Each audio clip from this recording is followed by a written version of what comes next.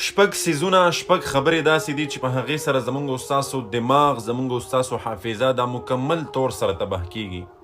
یعنی دغه شپږ خبرې دغه شپږ عملونه چې کوم خلک کوي او دا داسې عملونه او داسې خبرې دي چې په دې کې موږ او تاسو ټول ککړ یو، موږ او تاسو پکې ټول مبتلا یو، چې په دې سره د دې په کولو سره زموږ او ستاسو حافظه زموږ او ستاسو ذهن دا مکمل طور سره تباه کیږي او نور ډېر غټ غټ نقصانات دي.